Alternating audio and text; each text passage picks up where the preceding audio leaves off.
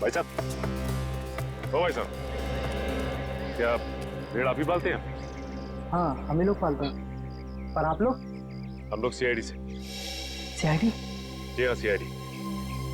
आपसे कुछ पूछताछ करनी थी। देखिए, घबराइए मत। पूछिए, क्या पूछना चाहते हैं आप लोग? अच्छा ये बताइए कि आपसे भेड़ खरीदने तो बहुत लोग आते हो, क्या कोई भेड़ का खून खरीदने आया था आपसे? भेड़ का खून? जी हाँ, भेड़ का खून। नहीं साहब, ऐसा तो कोई आदमी नहीं आया। अपने इन आदमियों से पूछिए जो काम कर रहे हैं, शायद इन्हें कुछ पता हो। तुम दोनों आओ। जी साहब। अच्छा ये बताइए कि आपसे कोई भेड़ का खून खरीदने के लिए आया था क्या? देखो घबराओ मत, जो कुछ तुमको पता है सब कुछ सच सच बताओ। साहब, वो कुछ दिन पहले एक आदमी भेड़ का खून लेने आया था साहब। क्या? तुमने मुझे क्यों बताया? गलती है, माफ कर साहब। वो उसके लिए उसने मुझे बहुत पैसा दिया था। बोला था कि कुछ दवाइयाँ बनाना, इसके लिए उसे भेड़ का खून चाहिए साहब। क्या तुम उसे पहले से जानते थे? नहीं, मैं पहली बार मिला था। उसके बारे में और कुछ याद है तुम्हें? उसका पहनावा या उसकी कोई आदत? हाँ, उसके पास एक महंगा फ़ोन था। वो बार बार फ़ोन को ही देख रहा था साहब। ऐसा फ़ोन मैंने कभी नहीं देखा। ऐसा क्या था उस फोन में? हाँ? नीले रंग का फ़ोन था, उस पर स्टार बना हुआ था साहब, और उसके पीछे कुछ एल जैसा लिखा हुआ था साहब। 5-6 दिन पहले लोकम नाम की इंटरनेशनल कंपनी ने एक ऐसा फ़ोन लॉन्च किया है। अखबारों में उसकी काफ़ी चर्चा भी हुई थी। फिलहाल शहर में एक ही आउटलेट है इसका जहाँ ये फ़ोन मिलता है, लोखंडवाला में। रोकना, एक मिनट सर।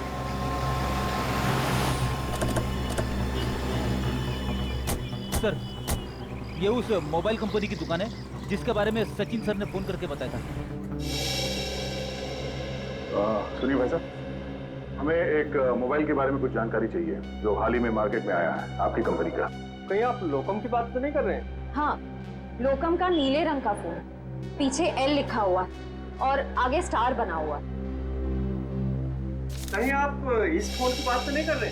हाँ, इसी फोन की बात कर रहे हैं। बोलिए साहब, क्या जानकारी चाहिए? सबसे नया मॉडल है, 10 दिन पहले ही लॉन्च हुआ है।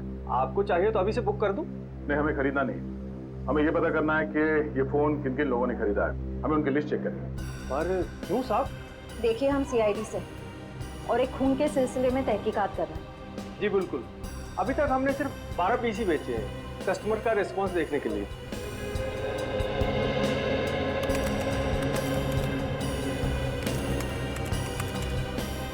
ये देखिए साहब, वो लिस्ट 5 रेड कलर के बिके हैं और बाकी के साथ नीले रंग। नीले रंग के फोन जिन लोगों ने खरीदे हैं उनकी लिस्ट चेक करनी है। ये रही साहब लिस्ट। चेतन?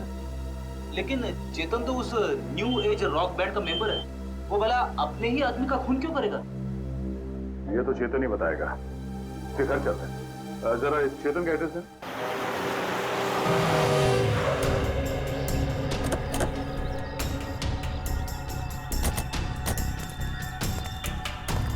सर, घर तो बंद है। अब कहाँ ढूंढेंगे चेतन को? घर के अंदर।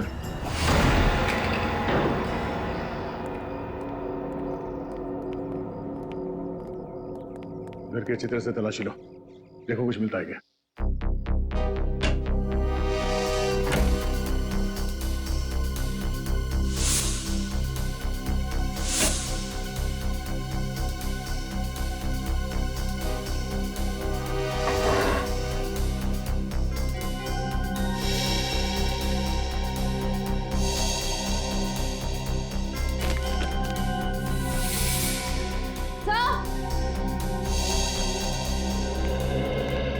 सर, डस्टबिन में फटे हुए कागज है।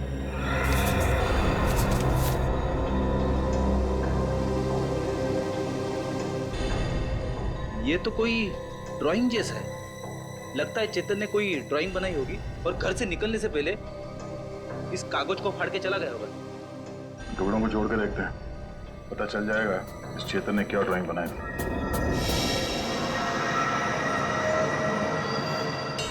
सर, ये तो कोई नक्शा या कोई ब्लूप्रिंट लग रहा है। श्रेया, तो किस जगह का? करण के ऑफिस के कैबिन का ब्लूप्रिंट है। करण? सर ये करण भी तो न्यू एज रॉक बैंड का मेंबर है। सर ये देखिए, उसके कैबिन में जितने भी म्यूजिकल इंस्ट्रूमेंट्स हैं और जितने भी इलेक्ट्रिक कनेक्शंस हैं सब मार्क किए गए हैं। चेतन के घर पे करण के ऑफिस का मैप क्यों? कहीं करण की जान को खतरा तो नहीं है?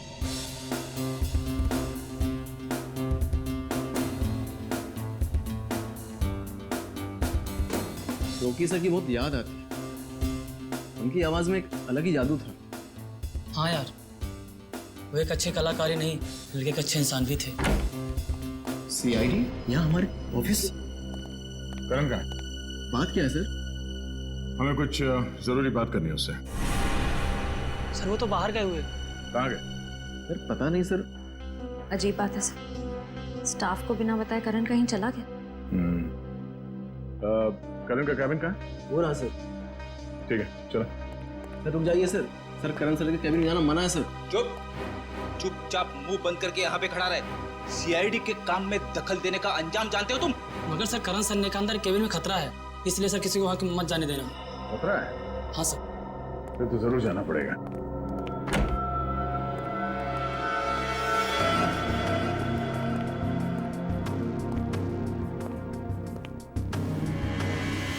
सर ये कैबिन तो बिल्कुल वैसा ही है जैसा उस ब्लूप्रिंट में था जो हमें चेतन के घर से मिला था। हाँ श्रेया, सारे म्यूजिकल इंस्ट्रूमेंट्स वैसे ही रखे गए जैसे उस नक्शे में मार्क किए गए थे। लेकिन क्यों? तो देखो कुछ मिलता है क्या?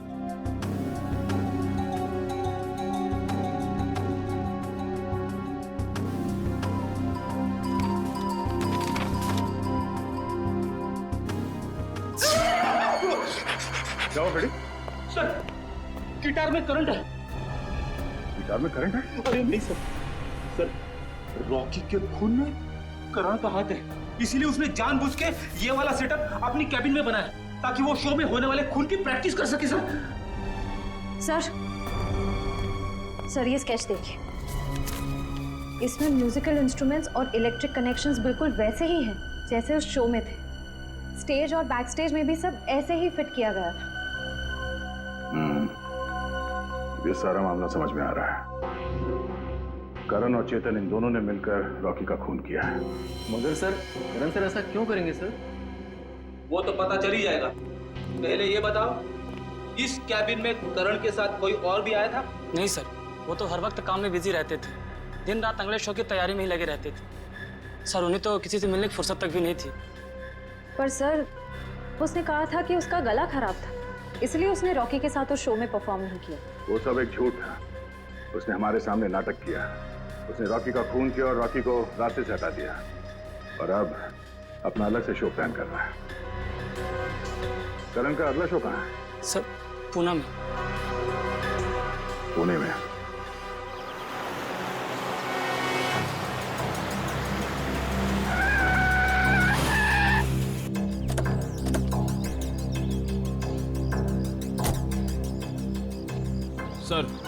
सर मोबाइल कंपनी के हिसाब से चेतन के फोन का आखिरी लोकेशन यहाँ पे ट्रेस हुआ है सर। सर ऐसी सुनसान जगह पर चेतन ही आया क्यों होगा? यहाँ आसपास तो कुछ भी नहीं है।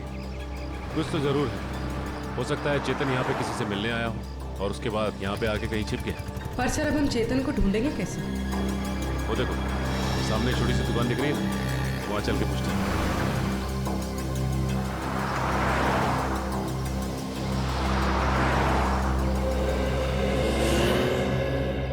कहिए साहब, क्या लेंगे? चाय, कॉफी या फिर गर्मा गर्म समोसे? जी बस आप इतना बता दीजिए कि आपने इस आदमी को पहले कभी देखा है? हाँ साहब, देखा है साहब। ये मेरे ढाबे पे आया था। कितनी देर पहले आया था यार? यही कोई 1.5-2 घंटा हुआ होगा। मैंने उससे पूछा भी कि कुछ खाना पीना है, तो बोला नहीं, खाने पीने का वक्त नहीं है उसके पास। फिर वहाँ कोने में बैठकर किसी का इंतजार करने लगा। फिर कोई मिलने आया इससे? हाँ साहब, एक गाड़ी आई थी और गाड़ी को देखते ही उसकी ओर भागा। अब फिर दोनों, साहब गाड़ी में कोई बैठा हुआ था, दोनों में कुछ खुसुर फुसुर हुई और फिर गाड़ी वाले ने एक अटैची इसको दी और चला गया। गाड़ी वाले को देखा? नहीं मैडम, असल में हुआ क्या कि ये आदमी ठीक गाड़ी वाले के सामने आकर खड़ा हो गया, तो मैं गाड़ी वाले की शक्ल नहीं देख पाया। अच्छा, गाड़ी का नंबर या फिर कौन से रंग की गाड़ी थी, कुछ याद है तुम्हें? नंबर तो नहीं देखा, लेकिन हाँ गाड़ी सफेद रंग की थी। ये दोनों साथ में कैसे गए? नहीं साहब, गाड़ी वाला तो अलग निकला था, और ये जो लड़का था ये 5 मिनट बाद एक बस आई, उस पर बैठ के निकला। हरे रंग की एक पैसेंजर मिनी बस थी, ये हेटी ट्रेवल्स की। तो बता सकते हो कि ये बस कहाँ गई होगी? साहब, हेटी ट्रेवल्स की अधिकतर बसें यहाँ से पूना की ओर जाती हैं। वो बस यहाँ से कितनी देर पहले निकली? करीब आधा घंटा हुआ होगा। ठीक है, thanks. Hello everyone.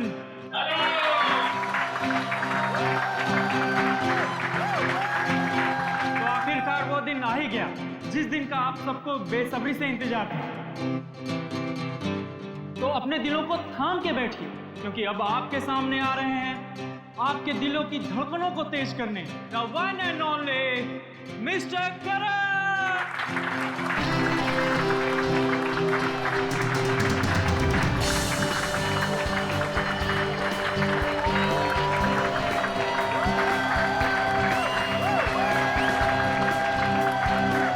Hello guys, क्या आप सब तैयार हैं मेरे इस शो को रंगीन बनाने के लिए?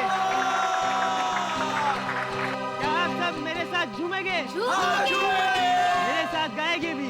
नहीं।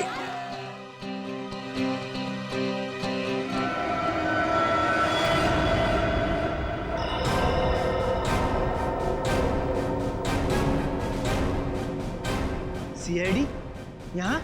हाँ, आप लोग सब प्लीज बाहर जाइए। हम करण जी का शो अकेले में देखना चाहते हैं। टेंशन लेने की जरूरत नहीं है, तुम्हारे पैसे तुम्हें मिल जाएंगे। चलो चलिए चलिए। नहीं नहीं, ये नहीं हो सकता।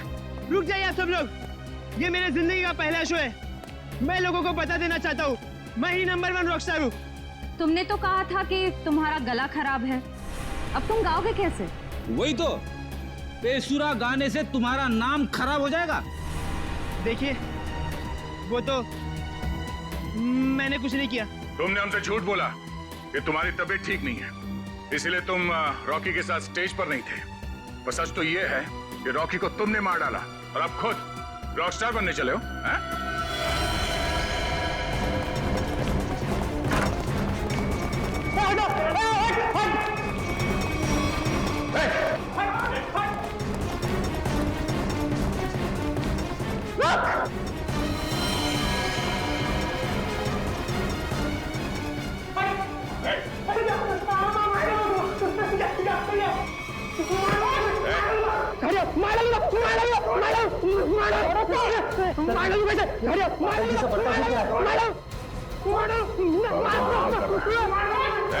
चलते हैं।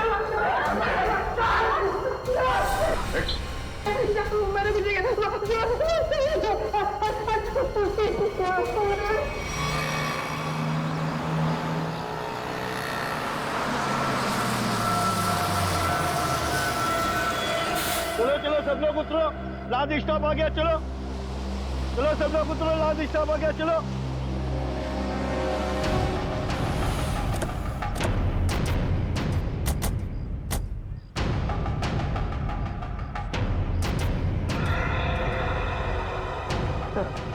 हो रहा चेतन, बस से उतर। सर बार बार पीछे मुड़ के देख रहा था, ऐसा लग रहा है काफी डरा हुआ है। गलत काम करेगा तो डरेगा ही।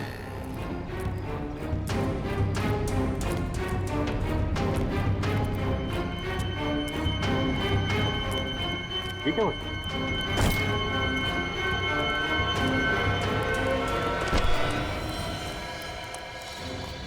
प्लीज प्लीज प्लीज हटिए हटिए प्लीज। माय गॉड, ये तो मर गया। मर गया? अचानक क्या हो गया इसे?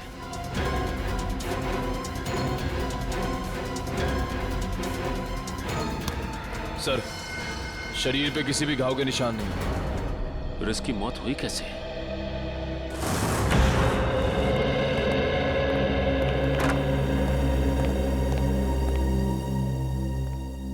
बताओ करण, एक कलाकार होने के बावजूद भी क्यों किया तुमने ये? है? क्यों किया? बताओ। मेरा बेटा कहाँ है? करण, करण, मेरा बच्चा, तू ठीक है ना? आप क्यों मेरे बेटे के पीछे पड़े? मेरे बेटे ने कोई गुनाह नहीं किया है। गुनाह किया है गुनाह करण ने। रॉकी का खून किया है। खून? नहीं नहीं एसीपी साहब, लगता है आपसे कोई भूल हो गई है। देखिए, मेरा बेटा किसी का खून नहीं कर सकता। अच्छा, करण के ऑफिस में वो म्यूजिकल इंस्ट्रूमेंट के साथ बिजली के तार क्यों जुड़ गए? और वो स्टेज का स्केच वो कहां से आया जहां पे रॉकी की मौत हुई थी? सर, मैं मानता हूं मैं रॉकी को मारना चाहता था। मैंने वो इलेक्ट्रिक वायरिंग भी की, स्टेज पर रबर सॉल्यूशन भी लगाया और रॉकी को जलाकर मार देने का प्लान भी बनाया। पर यकीन कीजिए सर, मैंने रॉकी को नहीं मारा है। मैंने तो लास्ट समय अपना प्लान बदल दिया था सर। झूठ बोल रहे हो तुम नहीं मारा है रॉकी को, और तुमने चेतन को अपने प्लान में शामिल कर लिया ताकि सारा इल्जाम उस पर जाए। कौन चेतन? वही चेतन जो तुम्हारे रॉक बैंड का मेंबर था, समझा? सर, चेतन से मेरा कुछ लेना देना नहीं है सर। अच्छा, रॉकी का खून तुमने नहीं किया है, चेतन के साथ तुम्हारा कोई संबंध नहीं है। सब पता लगा लेंगे करण, सब पता लगा लेंगे। सचिन, पता नहीं क्यों, लेकिन ऐसे लगता है कि इस करण की बातों में कोई सच्चाई है। सर, अगर ये चेतन करण से मिला हुआ नहीं है तो चेतन के घर में करण के ऑफिस का ब्लूप्रिंट कैसे आया? और फिर इलेक्ट्रिक वायरिंग पे जगह जगह मार्किंग की गई थी। लगता है ये चेतन करण की कॉपी कर रहा था ताकि रॉकी के खून का इल्जाम इस करण पर आ जाए। सर, चेतन को किसने मारा होगा? कोई और है सचिन, कोई तीसरा, जिसने चेतन के हाथों रॉकी को मरवा दिया और फिर अपना काम होते ही चेतन को भी ऊपर भेज दिया। पर है कौन ये तीसरा?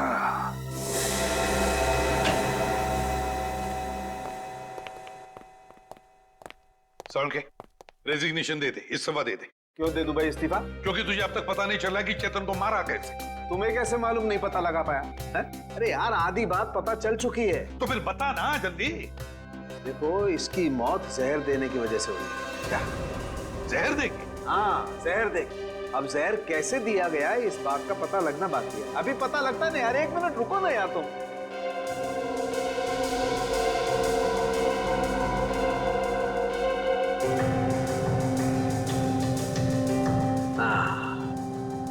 ये इसी बात का शक था मुझे। ये देखो, ये निशान बॉस, ये सुई का निशान किसी ने यहीं से इंजेक्ट करके इसकी बॉडी में जहर पहुंचाया है। लेकिन सर, चेतन तो हमारे सामने बस से उतरा, बिल्कुल ठीक ठाक था। और जब हमने इसका पीछा किया तब भी बिल्कुल ठीक ठाक था। और सर, वो मरा भी हमारे सामने, हमने तो नहीं देखा किसी को उसे इंजेक्ट करते हुए। सचिन, इसे 15-20 मिनट पहले ही जहर दिया गया। बॉस, ये स्लो पॉइजन है, 15-20 मिनट के बाद असर करता है। तो इसका मतलब है चेतन को पॉइजन दिया गया बस में। मतलब खूनी बस में ही था जब चेतन बस में था। मगर सर, चेतन को अगर बस में इंजेक्शन दिया गया तो उसे पता कैसे नहीं चला? भीड़ थी निखिल, बस में भीड़ थी, भीड़ का फायदा उठाया होगा खूनी ने। लेकिन सर, अब खूनी तक पहुंचेंगे कैसे? मैं आप लोगों की मदद कर सकता हूं। तो फिर टाइम पास क्यों कर रहा है? अबे बता ना जल्दी। बॉस, इसकी कलाई पर एक चमड़े का बेल्ट था, उस पर और इसकी कलाई पर मुझे उंगलियों के निशान मिले। किसके निशान मिले सारुण के? अब इसकी उंगलियों के तो है नहीं, तो शायद वो निशान खूनी के होंगे। अगर ये उंगलियों के निशान खूनी के हैं तो फिर हुआ ये होगा कि जब खूनी चेतन को इंजेक्शन देना चाहता था तो किसी वजह से उसने चेतन की कलाई पकड़ ली, मगर कलाई पर था लेदर बैंड, तो बस आ गई उसकी उंगलियों की निशान उस लेदर बैंड पर। लेकिन सर बस में तो बहुत सारे लोग थे, ये पता कैसे चलेगा कि वो उंगलियों के निशान है किसके? पता तो लगाना पड़ेगा सचिन कि वो उंगलियों के निशान हैं किसके। पता तो लगाना पड़ेगा। है एक तरीका है। गुड इवनिंग गाइस, कैसे हैं आप? आज की शाम आप जैसे संगीत प्रेमियों के नाम एंड आई मेक श्योर आज की शाम रॉकी एंड बैंड के साथ आप लोगों की बहुत ही यादगार शाम होगी। तो हो जाइए तैयार रॉक एंड रोल करने के लिए रॉकी के गानों के साथ।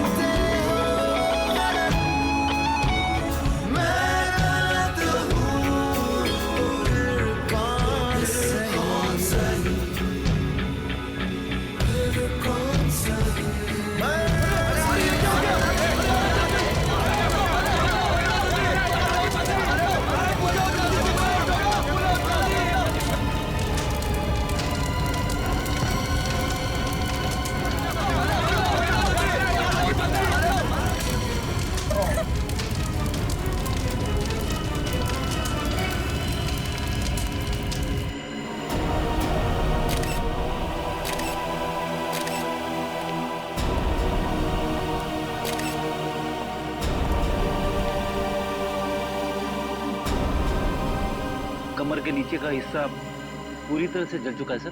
शरीर के ऊपर के हिस्से में घाव वगैरह भी नहीं है।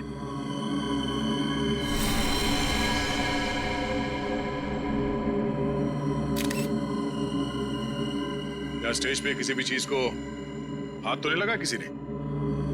नहीं सर। ये आग कैसे लगी? पता नहीं सर कैसे लगी। जैसे हमने रॉकी को आग की लपटों में घिरे देखा, हम भागकर स्टेज पर आए, पर सर रॉकी को हम बचा नहीं पाए।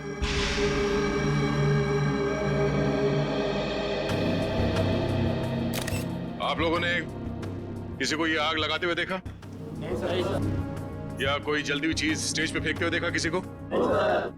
बड़ी अजीब बात है, स्टेज के बीचों बीच अचानक आग कैसे लग सकती है? इस स्टेज में कुछ है। एक काम करो, स्टेज को अच्छी तरह से चेक करो।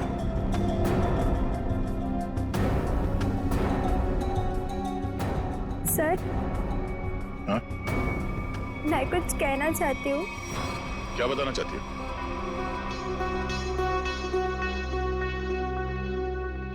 पर यहाँ नहीं, आप आइए मेरे साथ। चलिए।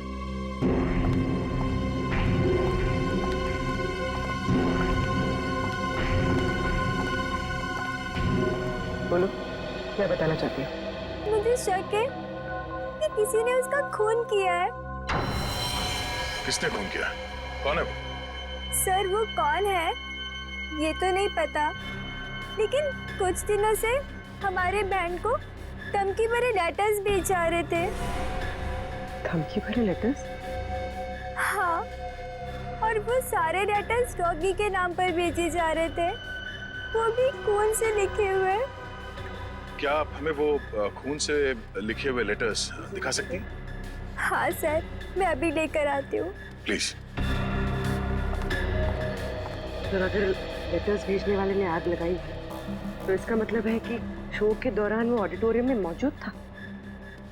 हाँ पूर्वी, लेकिन उसने आग लगाई कैसे ये पता लगाना जरूरी है। मिला फ्रेडी? सर ये देखिए, नीचे से एक वायर का तार निकला हुआ है। तार निकला हुआ है स्टेज के नीचे से?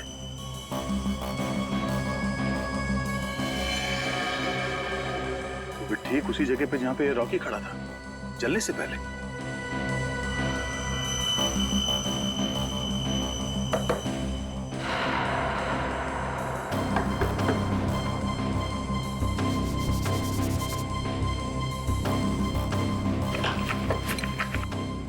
स्कूटर देना।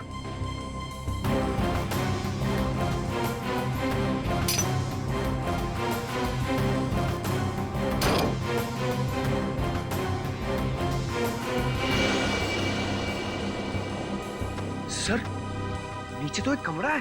हाँ, लगता तो कुछ ऐसे ही है। नीचे जाके देखते क्या है, जरा टॉर्च देना।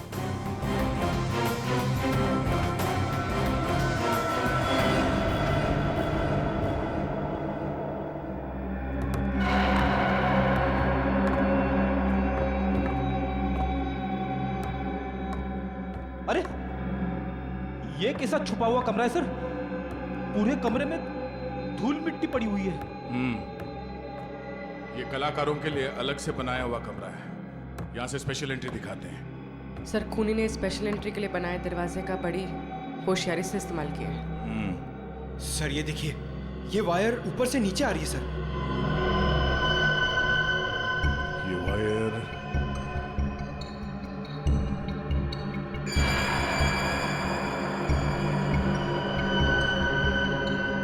ये क्या है? चिपचिपा सा है।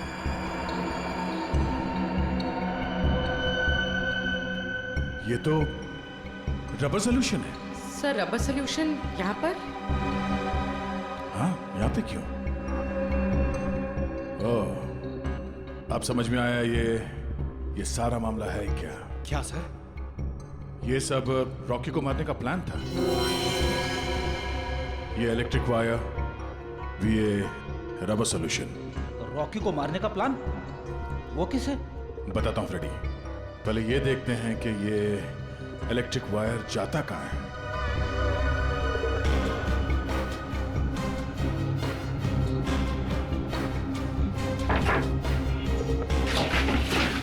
संभाल के।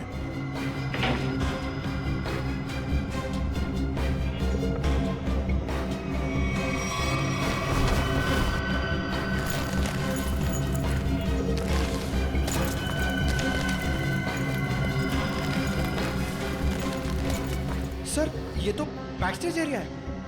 वो देखिए, एक्स्ट्रा ड्रम्स और गिटार भी दिख रहे हैं।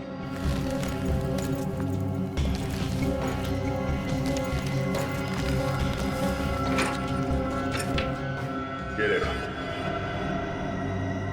वायर मेन स्विच से कनेक्टेड है। आपको समझ में आया फ्रेडी? फ्रेडी, रॉकी ठीक उसी जगह पे खड़ा था जहां से हम लोग नीचे आए, और ये वायर उस दरवाजे से कनेक्टेड था और आसपास रबर सॉल्यूशन पड़ा हुआ था। जैसे ही कंसर्ट शुरू हुआ, किसी ने ये मेन स्विच ऑन कर दिया, वायर में शॉर्ट सर्किट हो गया और रबर सॉल्यूशन में आग लग गई। और आग इतनी तेजी से फैली कि रॉकी कुछ कर नहीं सका, वही मारा गया बेचारा। सर, अब खूनी का कैसे पता चलेगा? ये बैक स्टेज है, इसका मतलब है यहाँ के किसी स्टाफ ने कुछ देखा जरूर होगा। एक काम करो, यहाँ पे जितने भी स्टाफ काम करते हैं उन सबको ऊपर इकट्ठा करो। चलिए।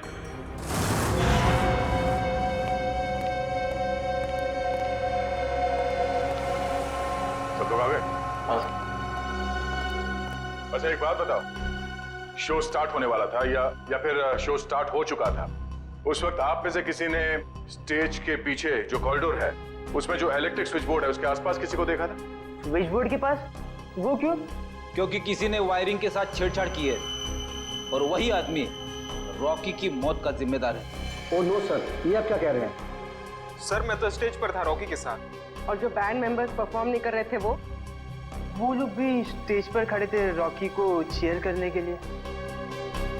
और तुम कहाँ थे? तुमने किसी को देखा स्विच बोर्ड के पास जाते हुए? देखो, घबराओ मत, सोच के बताओ। हाँ? शो शुरू होने से पहले आखिरी बार तुमने कॉरिडोर में किसको देखा था?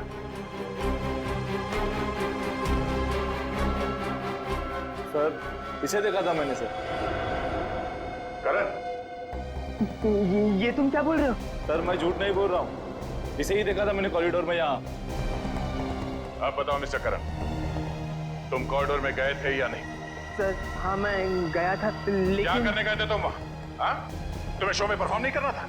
सर मेरा गला खराब था और मुझे पता था कि मैं गा नहीं पाऊंगा, इसलिए मैंने डिसाइड किया था कि मैं रॉकी के साथ परफॉर्म नहीं करूँगा सर। लेकिन मैंने रॉकी को नहीं मारा है सर।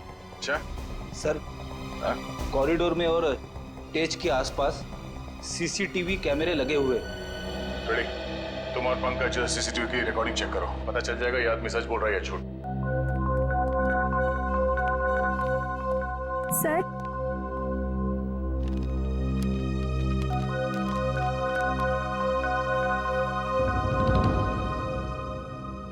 वाकई ये लेटर्स तो फोन से लिखे हैं।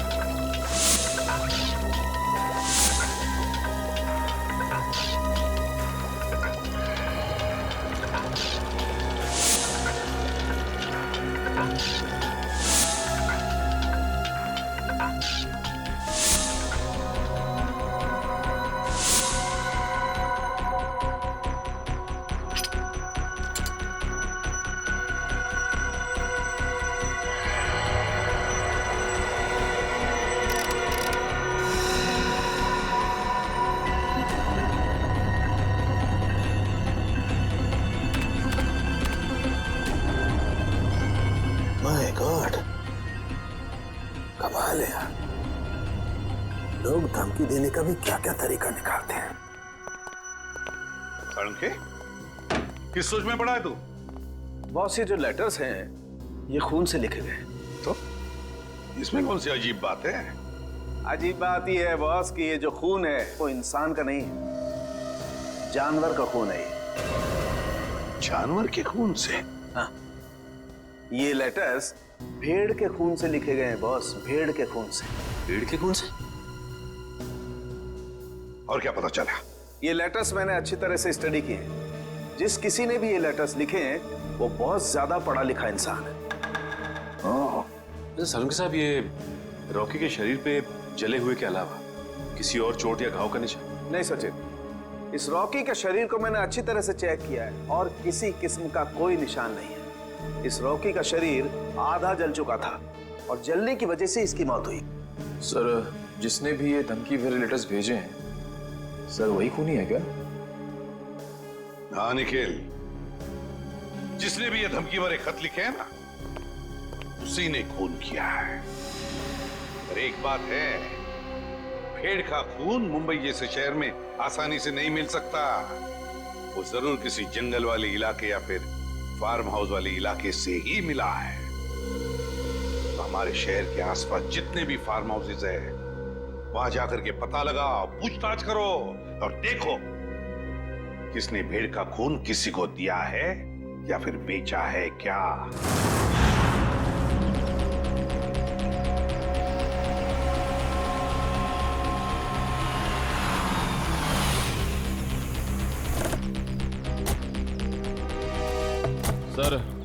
सर शहर के आसपास दो ही फार्म्स हैं जहाँ पे भेड़ बकरियां पाली जाती हैं। एक पनवेल में है सर, जहाँ में कुछ पता नहीं चला, दूसरा ये है सर। चलो देखते हैं, शायद यहीं से कुछ पता चल जाए।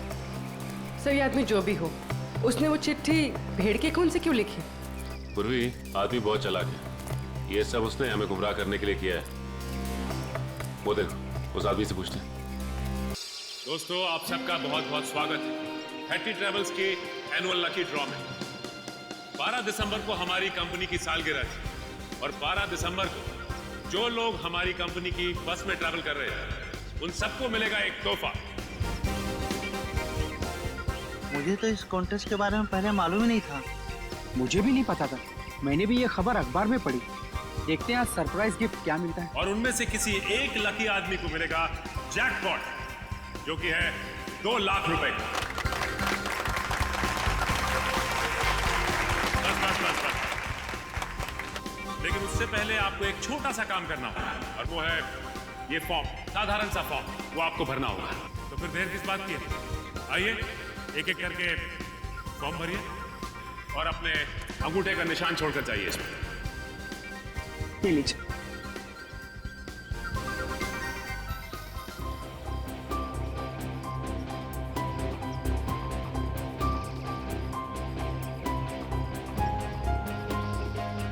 मैडम, ये सारे के सारे फॉर्म स्कैन कर लो, नेट पे डालेंगे ना? जी सर जी।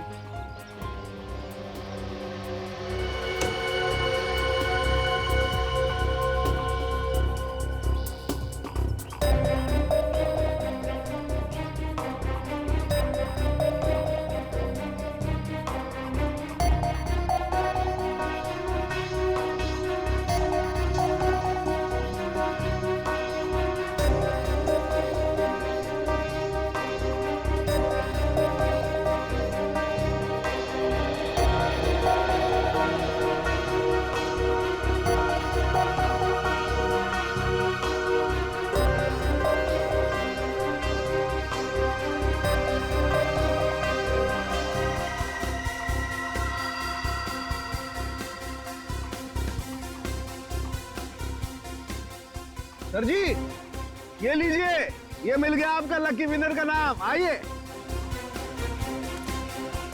ये देखिए।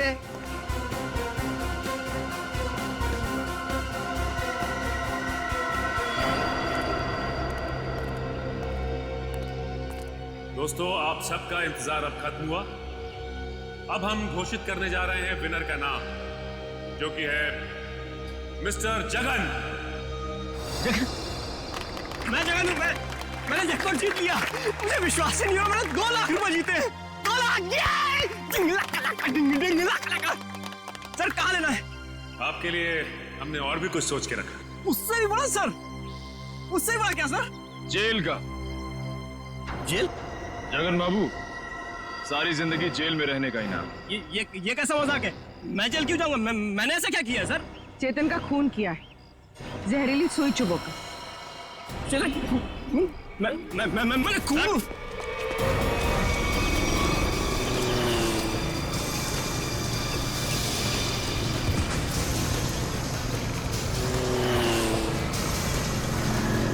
तुम्हें पकड़ने के लिए इतनी बड़ी प्रतियोगिता रखी है, इनाम क्या तेरा बाप लेगा? सर, मैंने कुछ नहीं किया सर, मैंने कुछ नहीं किया। छोड़ दो सर, छोड़ दो मुझे। अब बोल, चेतन का खून क्यों किया तूने? सर, मुझे पैसे मिलने थे उसके सर। कौन देने वाला था पैसे तुझे? आज रात को मिलेगा वो आदमी मुझसे सर। तो आज रात को हम भी मिलते हैं उससे।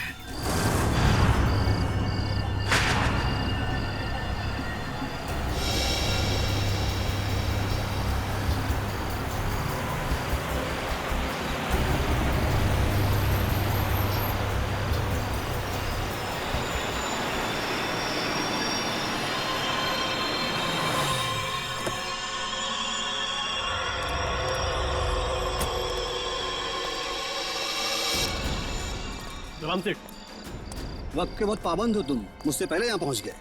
सेठ, मुझे मेरे पैसे दो सेठ। यहाँ अगर किसी ने देख लिया तो बवाल खड़ा हो जाएगा सेठ। मुझे फौरन निकलना है यहाँ से। आखिर तुमने मेरा काम किया है, इनाम तो तुम्हें मिलना ही चाहिए। हाँ सेठ।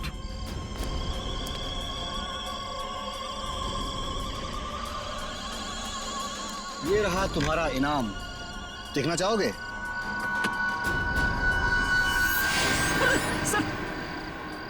बंदूक? हाँ, बंदूक। क्या मजाक है सेठ? ये मजाक नहीं और ना ही कोई खिलौना है, ये असली बंदूक है और चलती भी है। और इसीलिए तो अगली गोली तेरे सीने के पार होगी। सेठ, मुझे क्यों मारना चाहते हैं? मैंने तो हेल्प की आपकी। इसीलिए तो अब तुम मेरे लिए खतरा बन चुके हो और मैं खतरों को पालता नहीं हूँ, उन्हें खत्म कर देता हूँ। फिनिश। बाय जगन। अब तुम मेरे लिए खतरा बन चुके हो और मैं खतरों को पालता नहीं हूँ, उन्हें खत्म कर देता हूँ। फिनिश। बाय जगन।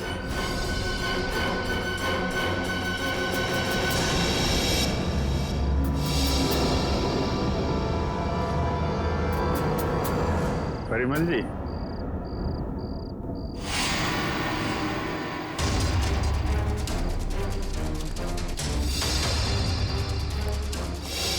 मुझे माफ कर दो, प्लीज मुझे माफ कर दो। अच्छा, कभी कभी आदमी को ज्यादा चालाकी भारी पड़ जाती है परिमल जी। लोगों को इनाम देने का बहुत शौक है ना, अब सीआईडी का इनाम चाहिए।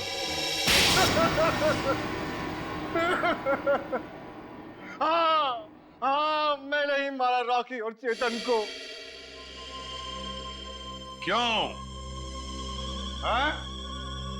क्यों मारा तुमने रॉकी और चेतन? तुम तो रॉक बैंड के गुरु थे ना? गुरु? क्यों? क्योंकि उनकी वजह से मैंने अपना बेटा खोया था। उसकी मौत का बदला लिया है मैंने। मौत का बदला? मतलब? क्योंकि उनकी वजह से मेरे बेटे ने आत्महत्या की थी। वो कैसे? मेरा बेटा बहुत अच्छा गाता था, उसकी आवाज में जादू था। बहुत जल्दी वो बहुत पॉपुलर होने वाला था। बस ये रॉकी और करण जलते थे उससे। इन दोनों ने मिलकर मेरे बेटे का कैरियर बर्बाद करने का प्लान बनाया। इन्होंने उसे कोई ऐसी ड्रग्स खिला दी जिससे वो बीमार पड़ गया। उसका गला खराब हो गया। धीरे धीरे करके उसने गाना ही छोड़ दिया और डिप्रेशन में चला गया। फिर एक दिन इन सब हालात से तंग आकर उसने आत्महत्या कर ली। आप इतने यकीन के साथ कैसे कह सकते हैं कि ये सब कुछ रॉकी और करण ने किया? क्योंकि मेरे बेटे के मरने के बाद एक दिन मैंने रॉकी और करण की बातें सुन ली थी, मगर उन्हें नहीं पता था कि मुझे उनकी असलियत पता चल चुकी है। और इसलिए तुमने रॉकी को मार डाला? हाँ, मगर रॉकी को मारने का प्लान करण का था और ये बात मुझे पता चल गई थी। मैं हमेशा करण पर नजर रखे हुए था। और चेतन को क्यों मार डाला? है? क्योंकि रॉकी को मारने का सारा काम मैंने चेतन से ही करवाया था। वो इलेक्ट्रिक करंट का तार भी उसी ने लगाया था। चेतन मेरे बारे में सब कुछ जानता था। मुझे डर था कि कहीं वो मेरे बारे में आप लोगों के सामने मुंह न खोल बैठे, इसलिए मैंने उसे भी मार डाला। तुम्हारे बेटे के साथ जो कुछ भी हुआ बहुत गलत हुआ, लेकिन इसका मतलब ये नहीं कि बदले की आग में तुम दो लोगों की जानें लो। तुमने बहुत बड़ा जुर्म किया है और इस जुर्म की सजा तो सिर्फ फांसी ही है। फांसी।